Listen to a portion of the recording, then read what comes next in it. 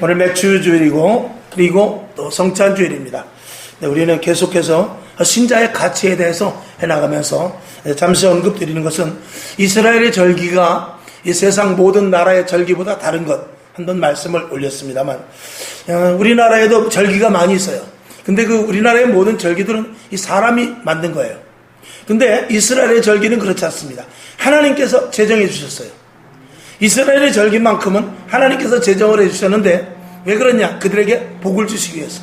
하나님의 특별한 백성으로, 선민으로 그들을 택하셔서 하나님을 잘 믿으면 얼마만큼 복을 받는가를 하나님께서 친히 보여주시기 위해서 절기도 만들어주시고 그들에게 명하시고 그들에게 율법을 주셔서 하나님의 뜻을 잘 따랐을 때 하나님께서 주시는 놀라운 축복을 보고 주위의 이방 사람들이 보고, 야, 하나님의 신이 최고구나, 그것을 알게 하기 위함이었던 것이죠.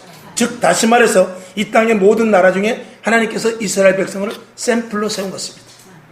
오늘도 우리들도 마찬가지입니다. 이 시대에 있어서 우리를 부르신 것은 우리 가족 중에, 우리 이웃 중에 샘플로 부른 거예요.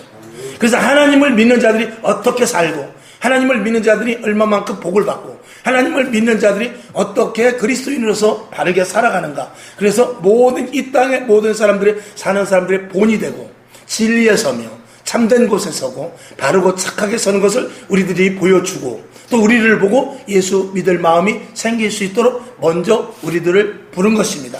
그래서 우리가 아무리 잘나고 우리가 선을 행하고 우리가 아무리 의를 한다고 해도 사람은 욕심이 있고 또 자라난 환경이 있고 또 그리고 자기의 생각이 있고 배운 것이 있습니다. 그렇기 때문에 우리를 철저하게 지배하는 것이 뭐냐면 성령님이십니다. 성령님이 아니면 우리는 하나님의 뜻대로 살 수가 없는 것이죠. 근데 성령님이 함께 하셔야 되는데, 성령님이 함께 하시는 데 있어서 우리에게 필요한 그 과정이 있는데 그것은 바로 시험인 것입니다. 연단이죠. 이 연단은 하나님께서 테스트를 해보는 거예요. 이 테스트를 통해서 하나님께서 축복받을 만한, 그리고 본이 될 만한, 그리고 하나님 보시기에 샘플이 될 만한 그런 그릇으로 만들어주는 것이죠. 다시 한번 오늘 맥주절로 돌아가서, 맥주절은 7.7절 오순절이라고도 하는데, 구약시대에 보면 이 맥주절에 제사를 드릴 때 특이한 그 특징이 하나 있는데, 그때는 어떻게 제사를 드리냐? 제사를 드리는데 여러 가지 번제, 소제, 화제 등등 여러 가지 제가 있는데 그 중에 요제라는 것이 있어요. 이 요제라는 것은 뭐냐면 하나님께 드릴 제물을 가지고 흔들어서 드리는 거예요. 이렇게 흔들어서. 근데 왜 흔들었는지 그때는 몰랐어요. 그냥 하나님이 흔들으라는 거, 졸지 말라고 흔들었나? 왜 흔들었는지 몰라요. 그냥 흔들어서 드린다고 하는데 나중에 그게 이 점진적으로 변화되어서 꼭 그렇게 우리가 해석할 수는 없지만 가만히 성경을 보니까 오순절 마가다락방에서 그 7.7절 오순절 맥주절에 성령이 내렸는데 그들이 모두가 다 진동을 하기 시작해요. 참 희한하죠? 요제를 드렸는데 그 요제가 발전이 되어서 오순절 마가다락방에서 뜨거운 성령을 받았는데 그들이 온몸이 불덩이와 같이 뜨거워져요. 그래서 그들이 진동을 하기 시작합니다. 방언을 하기 시작해요. 그리고 어떤 특이한 체험을 하게 됩니다. 그런 일들을 이 맥주절, 오순절에 일어나게 합니다. 그건 뭐냐면 하나님께서 역사하신다는 증거를 보여주는 것이죠. 오늘도 여러분 성령의 인도하심을 받고 그리고 더 변화돼서 하나님의 가치 있는 그리스도인들이 될 수 있기를 주님의 이름으로 축원합니다. 자, 오늘 본문 신자의 가치라고 그랬습니다. 우리 한번 따라해 보십니다. 신자의 가치. 신자의 가치. 자, 여러분이 가치를 찾고 또 가치 있는 성도가 되기를 먼저 주님의 이름으로 축원합니다. 지난 시간에 말씀을 드린 대로 기독교를 정의하라면 어떻게 우리가 정의를 할 수 있겠습니까? 우린 예수, 구원, 영생, 영광, 천국, 은혜, 은사 등등 이런 것들을 말할 수 있어요. 교회, 하나님 이렇게 말할 수 있죠. 그런데 우리가 그리스도인들, 예수를 믿는 것 중에 가장 중요한 것은 당연히 구원이죠. 근데 그 구원받은 자로서의 그 보여지는 어떤 행태가 있다면 그건 변화인 것이라고 그랬어요. 이 변화가 되지 않으면 구원받으면 무슨 소용이 있어요? 물론 극단적으로 구원받으면 무슨 소용이 있냐? 그 말 속에는 뭐냐면 구원받은 자로서의 그 어떤 구원받은 가치를 드러낼 수 있어야 되는 거 아닙니까? 우리가 연인들끼리 만나서 사랑을 하면 벌써 눈빛이 달라져요. 말이 달라지고 벌써 옷매무새부터 달라집니다. 그런 것과 마찬가지로 우리가 구원을 받았다면 우리는 반드시 변화되는 것이 이 성경을 통해서 구원받은 자들의 열매인 것입니다. 그러니까 구원을 받았는데도 변화된 모습이었고, 구원받았는데도 그 사람이 예전과 똑같다면 그건 구원받은 표가 드러나지 않게 되는 것이죠.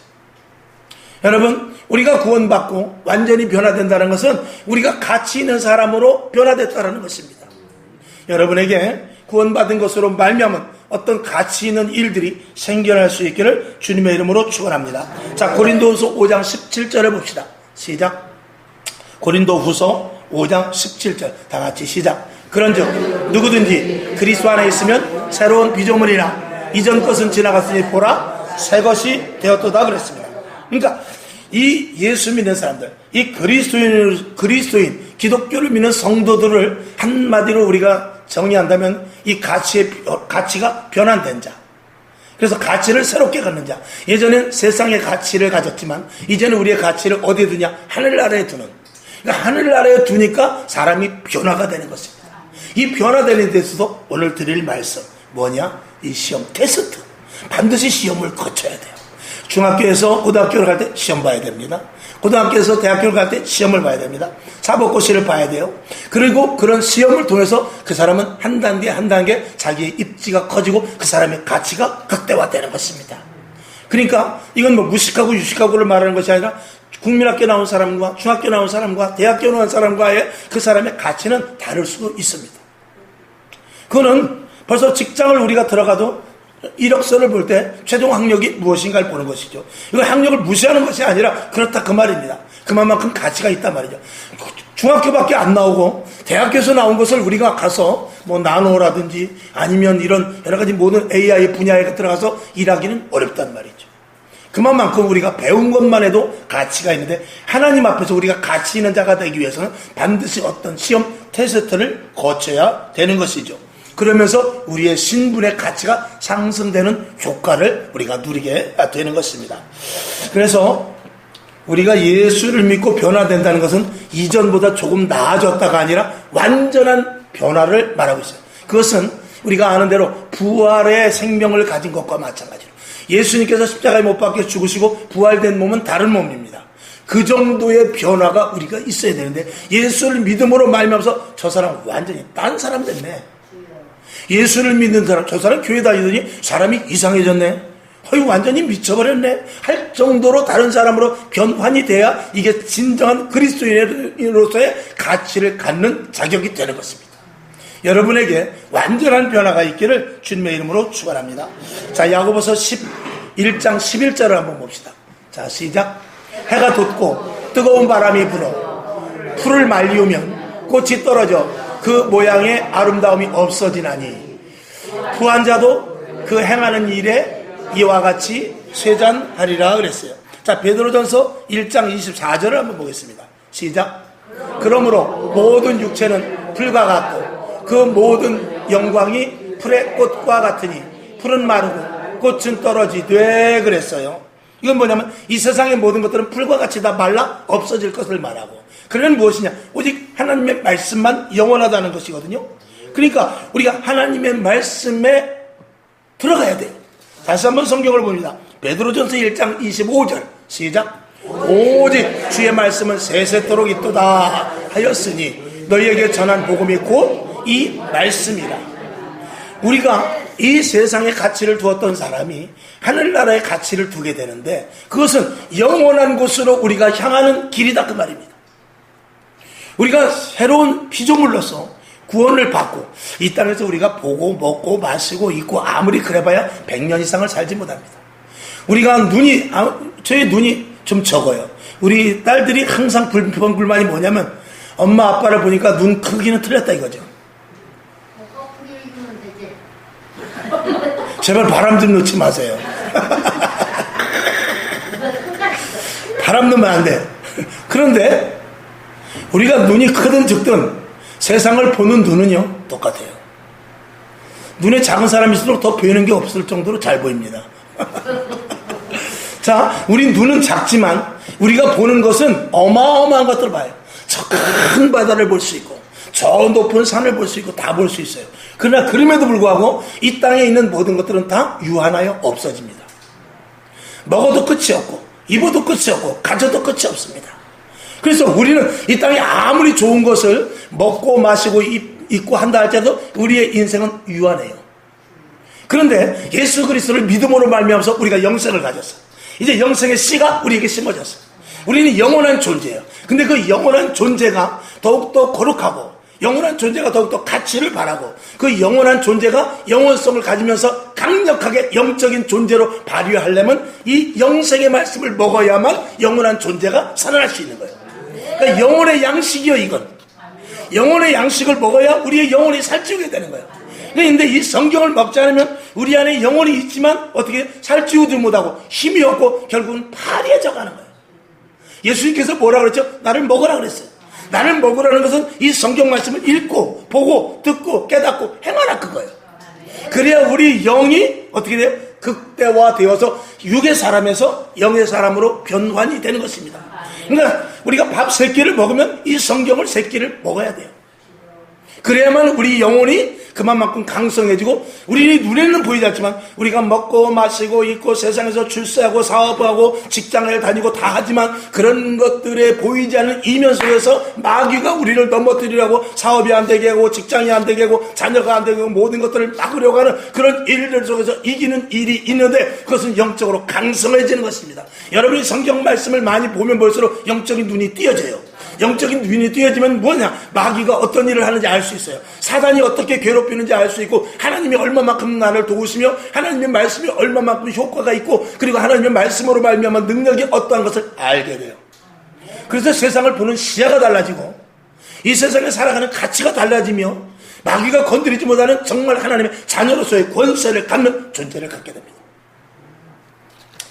새벽에 잠깐 말씀드렸습니다만 저와 여러분 능력이 있기를 바라요. 그리고 권세가 있기를 바라요. 그런데 우리가 권능은 구약 시대에는 하나님이 우리와 함께 하셔서 권능을 주시고 능력을 주셨지만 이 신약 시대에는 하나님께서 우리에게 무엇을 주냐면 권세를 주셨어요. 권세와 권능은 차이가 있습니다. 여러분 큰 덤프차가 지나가도 그거를 아무가 세운다고 쓰지 않아요. 그러나 교통경찰관이 방맹이 하나 들고 딱 손을 흔들면 아무리 큰 차라도 거기 짐을 아무리 이빨이 때려 싣고 간다 할지라도 서라면 서야 돼. 그건 뭐냐면 그거는 능력이 아니라 권세예요. 권세는 어디로부터 오느냐? 누구에게? 그 강한 자로부터 나에게 부여받는 힘이에요. 여러분 안에 주님이 계시는데 여러분 안에 계시는 주님으로 말미암아 여러분은 권세가 있는 자예요. 그러니까 기도할 때 우리 안에 주님께서 역사하셔서 우리의 질병을 치료하시고 우리 약한 부분을 강하게 하시고 우리 안 되던 것들이 되게 하시고 보는 눈이 달라지는 모든 역할을 누가 하느냐? 내 안에 있는 권세 있는 분이 나를 통하여 하시는 것입니다. 여러분 권세 있는 자로서의 가치를 분명히 인식할 수 있기를 주님의 이름으로 축원합니다. 그래서 우리는 이제 세상에다 가치를 두는 것이 아니라 하늘나라 사람으로 가치를 두는 거예요. 부산을 가려면 경부선을 타야 돼요. 근데 목포를 가려면 반드시 호남선을 타야 됩니다. 부산 가는 거 경부선을 타고 목포를 가려고 그러면 안 돼요. 빨리 갈아타야 돼요. 저와 여러분 마찬가지입니다. 예수를 믿었으면 세상 방식을 끊어야 돼요. 세상의 계획, 세상의 목적을 두고 세상의 가치를 두었거든 그 가치를 옮겨서 하늘나라 하나님 안에 주 예수 그리스도 안으로 들어와서 가치를 어디에다 둬야 되느냐? 영원한 천국의 가치를 둬야 돼요. 그러니까 너희가 먹든지 마시든지 입든지 무엇을 입든지 무엇을 하라? 하나님의 영광을 위해서 하는 것이죠.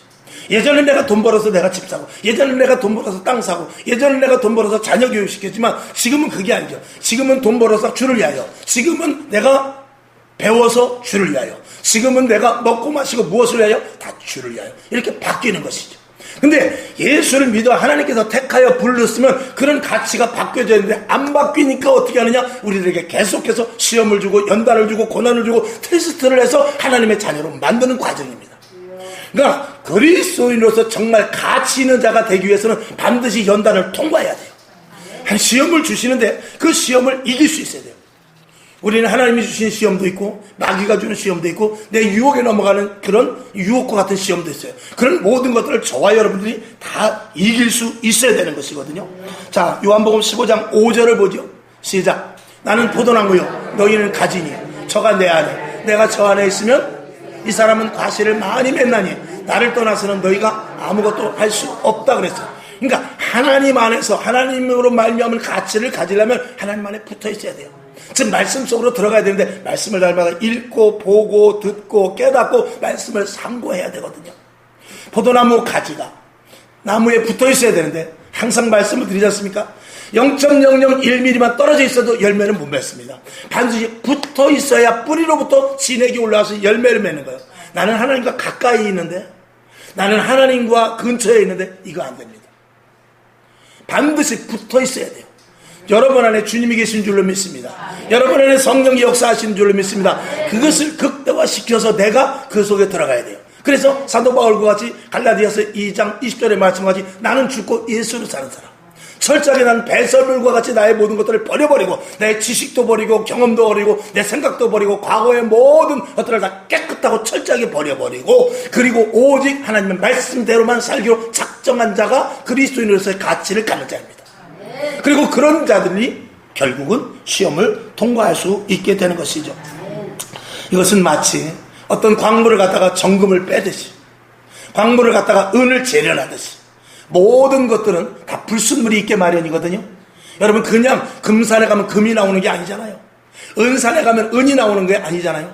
금광, 은광에 갔을 때 그걸 반드시 재련이라는 것을 거쳐야만 금, 은이 되는 것입니다. 저와 여러분도 마찬가지입니다. 이 땅에서 우리가 살았지만 하나님의 자녀로서의 가치를 가지면 반드시 재련을 거쳐야 돼요.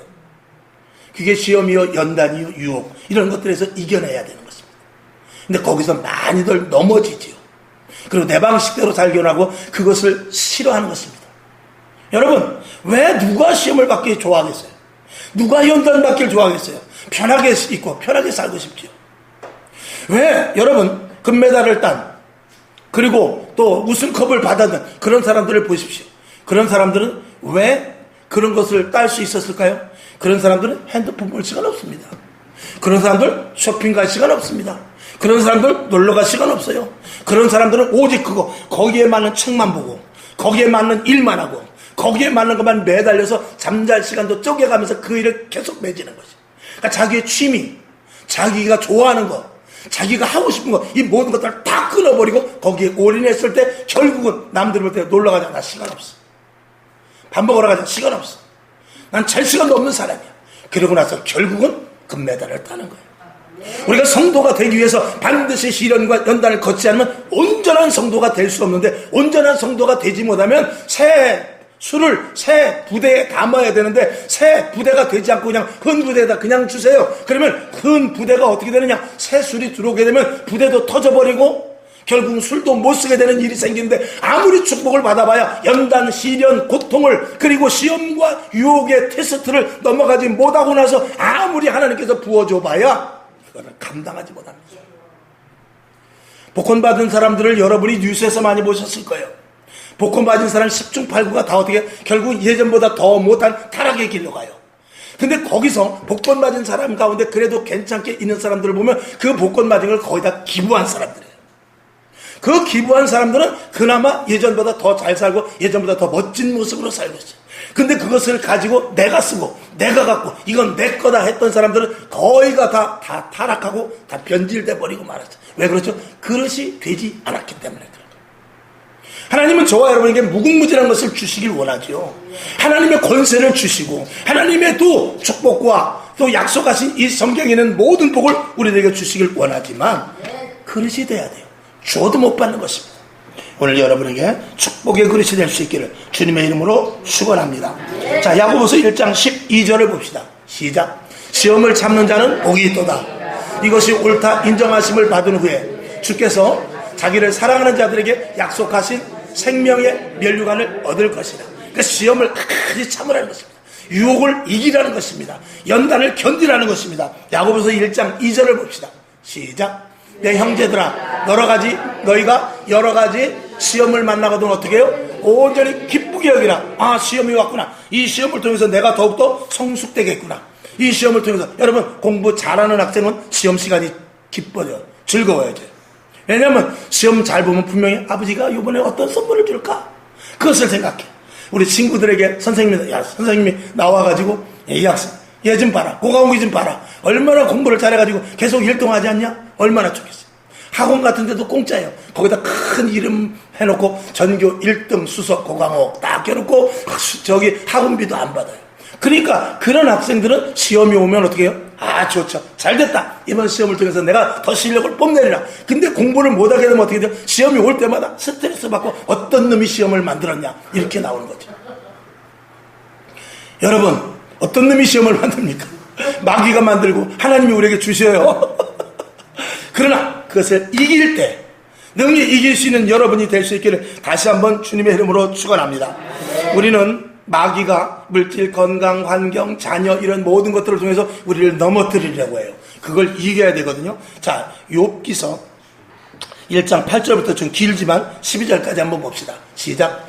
여호와께서 사단에게 이르시되 내가 내 종 욥을 유의하여 보았느냐? 그와 같이 순전하고 정직하여 하나님을 경외하며 악에서 떠난 자가 세상에 없느니라.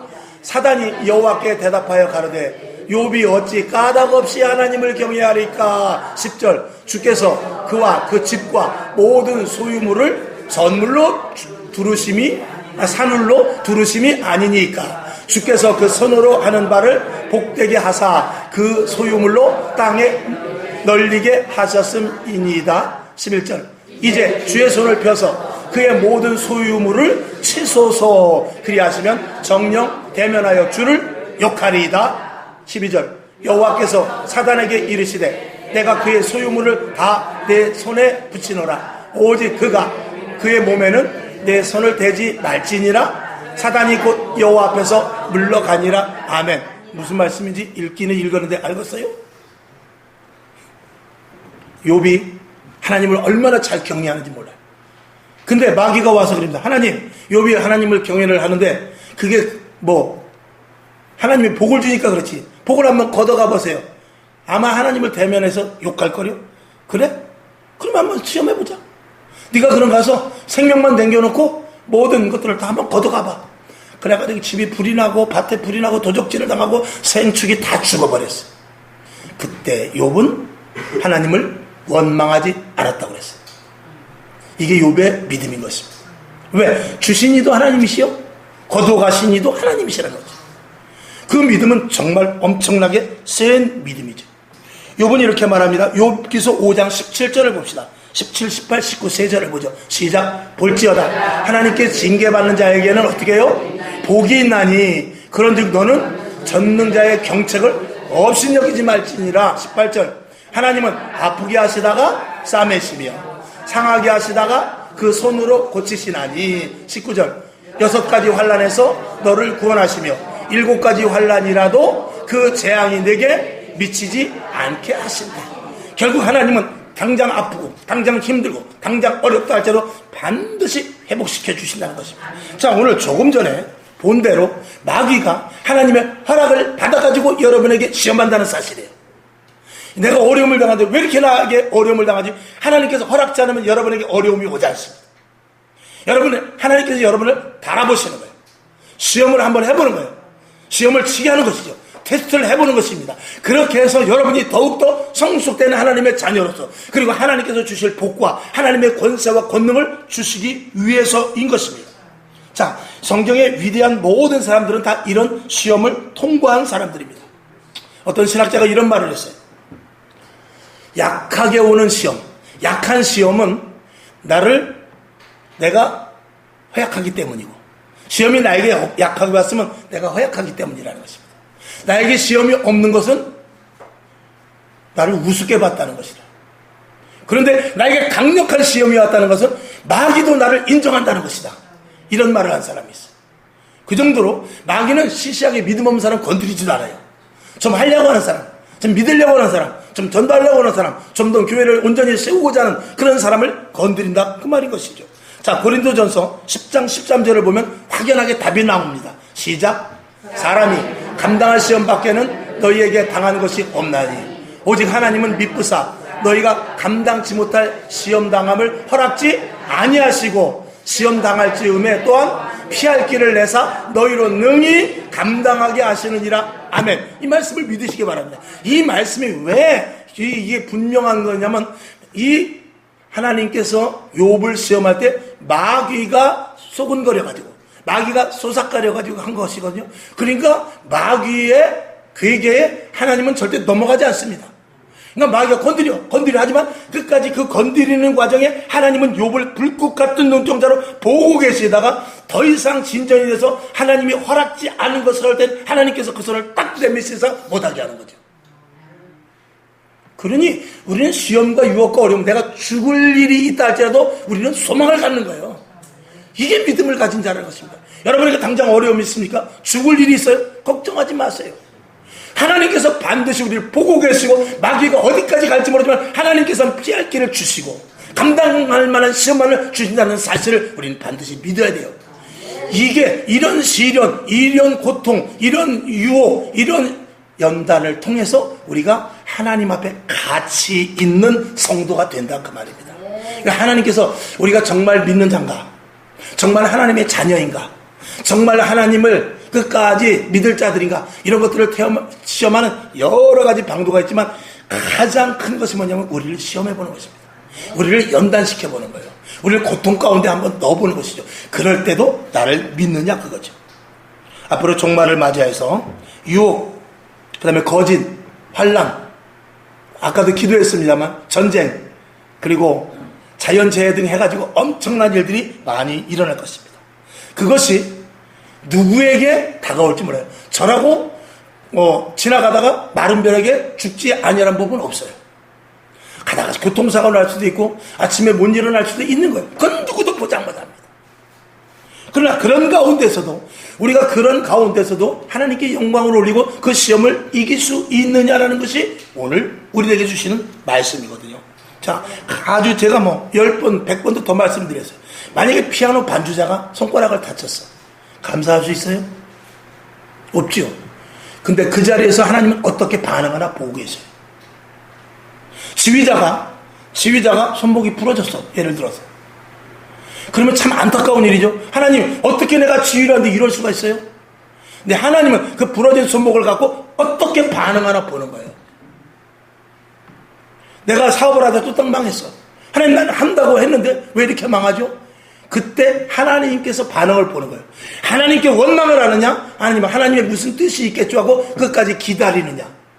그것을 보시면서 하나님께서 테스트를 한 후에 더 큰 사업장으로, 더 큰 사람으로 주님께서 만들어 주시는 거예요. 이지선이라는 여대생 알죠? 교통사고, 예? 여대생, 그죠? 김지선이 아니고 이지선 맞죠? 이지선. 조그만 모닝을 타고 가다가, 티콘가 타고 가다가 갤로퍼가 들이받아가지고 차에서 불이 나가지고 온몸에 화상을 입었어요. 대학생인데 얼굴이 얼마나 예쁜지 몰라. 화상을 입어가지고 일본도 몇 번 왔다 갔다 하면서, 여러분 감정 들었을 거예요. 일본도 몇 번 왔다 갔다 하면서 화상 치료가 쭉, 아픈 것 중에 가장 아픈 게 화상 치료래요. 그러니 이제 대학생인데 얼굴이 만신창이가 되고, 얼굴이 지금도 보면 얼굴이요, 문둥병 이상해. 막 그냥 얼굴이 그냥 막 이렇게 돼가지고 혐오스러울 정도로 그렇게 됐어요. 근데 그때도 그 여대생, 그 이지선이라는 청년은 하나님을 원망하지 않았어요. 하나님의 무슨 뜻이 있겠지. 하나님 나를 이렇게 사용하실 거예요? 그러면 하나님께서 만약에 나를 이렇게라도 사용하셔야 될 이유가 있다면 나는 그 길을 가겠습니다. 있을 수 없는 일이죠. 저와 여러분 같으면 교회고 나발이고 다 때려쳐버릴 거예요.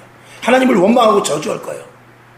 근데 그렇지 않았어요. 그 여대생이, 그 이쁜 여대생이 결국 그는 그 자리에서 일어났고, 그리고 그 몇 번의 수술을 거친 그 얼굴을 가지고 나면 그 얼굴을 가지고 하나님께 오히려 영광을 올리는 전도자가 되었습니다.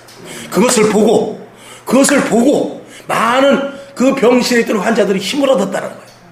그것을 보고 많은 그 정말 얼굴이 못쓰게 되고 팔이 없어지고 다리가 절단되고, 그리고 정말 이렇게 눈이 상하고 그런 사람들이 그 이지선을 보면서, 그래, 저런 젊은 애도 일어나는데 내가 일어나야지. 내가 가정이 있는데, 내가 식구가 있는데, 내가 친구가 있는데, 내가 형제가 있는데 일어나야지. 내가 죽으면 안 되지 하고 힘을 얻었다는 것입니다. 여러분, 대통령을 비롯해서 아무리 훌륭한 사람이라도 그 사람이 자살하고 죽으면 그 영향력으로요 많은 사람이 죽어요. 근데 한 사람이 죽을 고생하는 가운데 살아났을 때 많은 사람이 살아나는 거예요. 최진실이가 죽었을 때 그 뒤따라서 얼마나 많이 죽었는지 몰라요. 저런 사람도 죽었는데 나 같은 사람이 뭐하러 살아? 이렇게 되는 거죠. 그러나 힘들고 고통 가운데서도 살아난 사람이 있을 때 그것을 보고 다른 사람이 힘을 얻게 되는 거예요. 그러니까 이지선이라는 청혼은 이러려고 나를 쓰셨구나. 하나님 이 자리에 그냥 누구도 들어올 수 없는 자리인데 하나님 기꺼이 저를 붙잡아 쓰셨군요. 감사합니다. 어느 젊은이든지 그 자리를 그 일을 한번 쓰실 텐데 하나님 제가 당첨이 됐나요? 제가 그 자리에 당첨됐나요? 힘들고 어렵지만 하나님 힘주시고 내가 그러면 그 자리에 기꺼이 가겠습니다. 이런 멋진 고백이 그 시험과 시련과 연단을 통해서 꽃이 피게 되는 것이죠. 이게 성도의 가치입니다. 이게 신자의 가치예요. 이 가치를 드러낼 수 있는 성도들이 과연 이 시대에 얼마만큼 있느냐? 이건 미지수죠. 결론으로 말씀을 드립니다. 어떤 사람은 좋은 직장을 관두고 아프리카로 가요. 사업장의 문을 접고 그리고 정말 험한 곳으로 오지로 선교사로 갑니다. 왜 그렇죠? 가치가 무엇인지 알기 때문에 그래요. 그리스도인으로서의 가치가 무엇인지를 알기 때문에 그렇죠. 자기 재산을 다 팔아서 양로원에 줍니다. 고아원에 줘요. 왜 그렇죠? 가치가 이 땅에 있는 것이 아니라 하늘나라의 가치를 두었기 때문에 그래요. 그런 사람은 하나님께서 얼마든지 부어주시죠. 네가 바르게 쓰는구나. 하나님의 영광을 위하여 사용하는구나. 내가 너를 더 크게 쓰리라. 이렇게 하시는 것이죠. 다시 한번 결론으로 말씀을 드릴 때 잠언서 24장 16절을 보고 말씀을 맞추죠. 시작. 대저 의인은 7번 넘어질지라도 다시 일어나려니와 악인은 재앙으로 인하여 엎드려지느니라. 아멘. 의인은 어떻게 해요? 7번 넘어져도.